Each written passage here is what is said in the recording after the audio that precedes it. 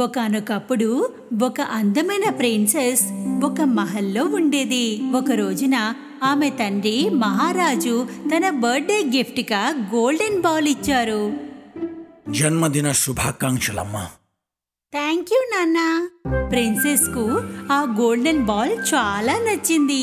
రోజంతా దానితోనే ఆడుకుంటూ ఉండేది. ఓ రోజు ఆడుకుంటూ బయటికి వెళ్ళిపోయింది. ప్రిన్సెస్ ఆడుకుంటూ వెడుతూ ఒక పాండ్ని చేరుకుంది.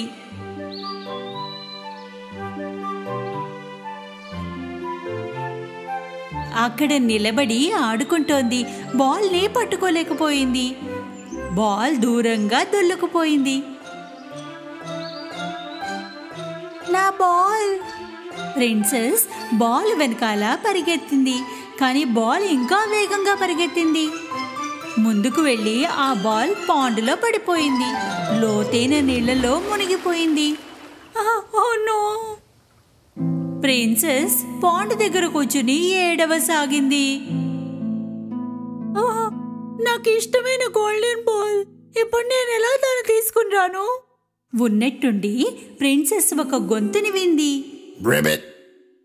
మా అందాల రాజకుమారి, నీవెందుకు ఏడుస్తున్నావు? ప్రిన్సెస్ చుట్టూ చూసింది. కానీ అర్థం కాలేదు ఎక్కడి నుండి మాటలు వస్తున్నది. జాగ్రత్తగా గమనించి చూస్తే అది కప్ప గొంతు. దగ్గరగా కూర్చుని ప్రిన్సెస్ ని చూడసాగింది. కప్ప ప్రిన్సెస్ వైపుకు రాసాగింది. వచ్చి అడిగింది, ఏమైంది అందాల రాజకుమారి? నీవు ఎందుకు ఏడుస్తున్నావు చెప్పు. ప్రిన్సెస్ కంగారు పడిపోయింది మాట్లాడుతున్న కప్పను చూసి. మాట్లాడుతున్న కప్ప? ఇదెలా సాధ్యం? అయ్యో రాజకుమారి, నీ ఎదురుగానే కూర్చున్నా, ఎందుకు ఏడుస్తున్నావో చెప్పు. కొద్దిగా నెమ్మదించి ప్రిన్సెస్ తన కథని చెప్పసాగింది. మా నాన్నగారు నాకిచ్చిన గోల్డెన్ బాల్ పాండులో పడిపోయింది.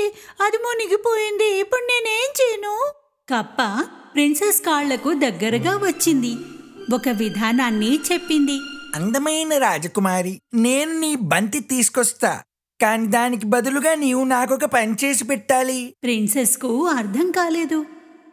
కానీ నేనేం చెయ్యాలి? నీవు నా స్నేహితురాలు అయితే నేను నీతో పాటు రాజభవనంలో ఉంటా. ప్రిన్సెస్ దీని గురించి ఆలోచించి దాని మాటని ఒప్పుకుంది. కప్ప వెంటనే నీళ్ళల్లోకి దూకింది. లోపలికి వెళ్ళింది.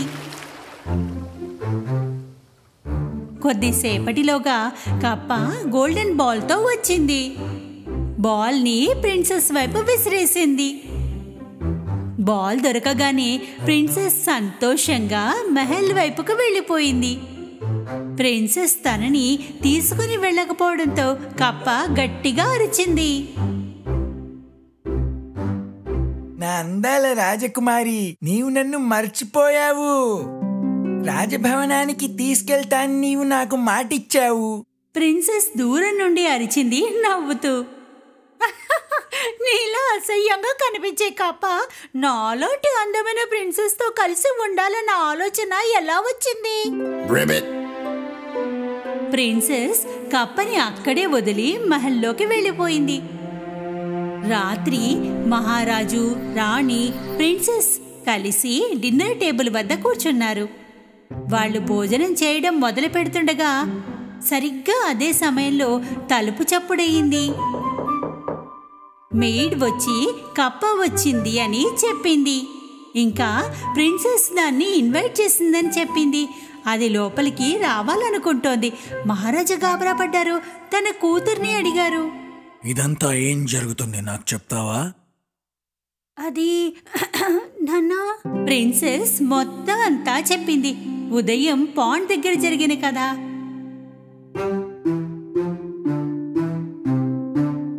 నీవు నీ బంతి తేవడానికి ఆ కప్పకి మాటిస్తే నీ మాట పూర్తి చేయాల్సిందే. మహారాజా మెయిడ్కు చెప్పారు కప్పని లోపలికి తీసుకురమ్మని. కొద్దిసేపటిలోనే తలుపు తెరుచుకుంది. కప్ప ఎగురుకుంటూ లోపలికి వచ్చింది. డిన్నర్ టేబుల్ దగ్గరికి రాగానే ఆగిపోయింది. అందరికీ నమస్కారములు. మరియు మహారాజా, నన్ను లోపలికి పిలిచినందుకు ధన్యవాదాలు.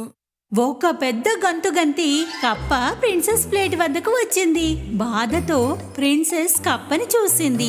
మహారాజు కప్ప కోసం ఒక ప్లేటు తెప్పిస్తున్నారు. అయితే కప్ప ఆయన్ని ఆపింది. ప్లేట్ అవసరం లేదు, నేను రాజకుమారి ప్లేట్లో నుండే తింటాను. కప్ప ప్రిన్సెస్ ప్లేట్ నుండి తినసాగింది. ప్రిన్సెస్ కంగారు పడిపోయింది. డిన్నర్ అయిపోయాక కప్ప వెళ్ళిపోతుందిలే అని ఏమీ చెప్పలేదు. కానీ కప్పకు అలాంటి ఉద్దేశమే లేదు. డిన్నర్ తర్వాత వెళ్ళాలని. ప్రిన్సెస్ టేబుల్ పై నుండి వెళ్ళిపోగానే కప్ప ఆమెని ఫాలో అయ్యింది. కొద్దిసేపటికి కప్పకు నిద్ర వచ్చింది. నా రాజకుమారి, నాకు చాలా నిద్ర వస్తుంది. నీకు అభ్యంతరం లేకపోతే నీ పడక పైన పడుకోనా? తండ్రి ఏమీ అనుకోకూడదన్న భయంతో ప్రిన్సెస్ దీనికి కూడా సరే అంది. కప్ప బెడ్ పైకి గెంతి తన తలని ప్రిన్సెస్ మెత్తని తలగడపై పెట్టింది. తన కోపాన్ని ఏమాత్రం చూపకుండా ఉండేందుకు ప్రయత్నిస్తూ ప్రిన్సెస్ కప్ప పక్కనే నిద్రపోయింది. ఉదయం కాగానే కప్ప ప్రిన్సెస్ని నిద్రలేపింది. శుభోదయం రాజకుమారి, నాది ఒక చిన్న కోరికుంది. అది నువ్వు నెరవేరిస్తే నేను వెంటనే వెళ్ళిపోతా. కప్ప వెళ్ళిపోతుందన్న మాట ఆమెకు చాలా సంతోషించింది. కానీ పైకి మాత్రం చూపించలేదు. అలాగా, చెప్పు, నీకు ఇంకేం కావాలి? కప్ప ప్రిన్సెస్ కళ్ళల్లోకి చూసింది. నీవు నన్ను ముద్దు పెట్టుకోవాలని ఉంది నాకు. ప్రిన్సెస్ కోపంతో దానికి దూరంగా నిలబడింది. నీకెంత ధైర్యం! ఇది జరగదు. కప్ప ముఖంలో సంతోషం పోయింది. దాని కళ్ళ నుండి కన్నీళ్లు కారసాగాయి. ప్రిన్సెస్ కొద్దిసేపు ఆలోచించి, ఇందులో ఏముంది? ఒక చిన్న ముద్దేగా, ఆ తర్వాత అది వెళ్ళిపోతుంది. ప్రిన్సెస్ కప్పని ముద్దు పెట్టుకుంది. కప్పకి ప్రిన్సెస్ ముద్దు పెట్టగానే గదంతా తెల్లటి వెలుగుతో నిండిపోయింది. వెలుగులో ప్రిన్సెస్కు ఏమీ కనిపించలేదు. కొద్దిసేపటికి వెలుగు తగ్గాక ప్రిన్సెస్కు మళ్ళీ కనిపించింది. అయితే ఈసారి తన కళ్ళని నమ్మలేకపోయింది. కప్ప నిలబడ్డ చోటన ఇప్పుడు ఒక హ్యాండ్సమ్ మనిషి ఉన్నాడు. ప్రిన్సెస్కి ఇది కలో నిజమో తెలియడం లేదు. అందువల్ల ఆమె అడిగింది, నువ్వు ఎవరివి? ఆ కప్పకి ఏమైంది? నా ప్రియమైన రాజకుమారి, నేను ఒక దూర ప్రాంత రాజకుమారుణ్ణి. ఒక రాక్షసి తన మంత్రశక్తితో నన్ను కప్ప తయారు చేసింది. ఆ మంత్రశక్తితో విముక్తి పొందడానికి నేను ఒక రాజకుమారితో రాత్రి గడిపి తనతో ముద్దు పెట్టించుకోవాలి. నీవు నన్ను కప్పగా ఉండిపోకుండా రక్షించావు. ప్రిన్సెస్ కంగారు పడిపోయింది. కానీ చాలా సంతోషించింది. ఇద్దరూ మహారాజు వద్దకు వెళ్లారు. మొత్తం కథని చెప్పారు. అమ్మా, కప్ప నీకు రెండో మాట నేర్పింది. ఎవరి గురించైనా పూర్తి నిజం తెలియకుండా వాళ్లను చూసి మాత్రమే నిర్ణయాలకు రావడం తప్పు. మహారాజు మరికొద్ది రోజులు ప్రిన్స్ అతిథిగా ఉండి తన మహల్కు బయలుదేరాడు. ప్రిన్సెస్ పాండు వద్దకు వచ్చారు. అక్కడే వారు మొదటిసారి కలిశారు. ప్రియమైన రాజకుమారి, నన్ను పెళ్లి చేసుకొని మా ఇంటికొస్తావా? ప్రిన్సెస్ సంతోషించింది. తల కూడా ఊపింది. సరిగ్గా అదే సమయంలో ఒక గొంతు వినిపించింది.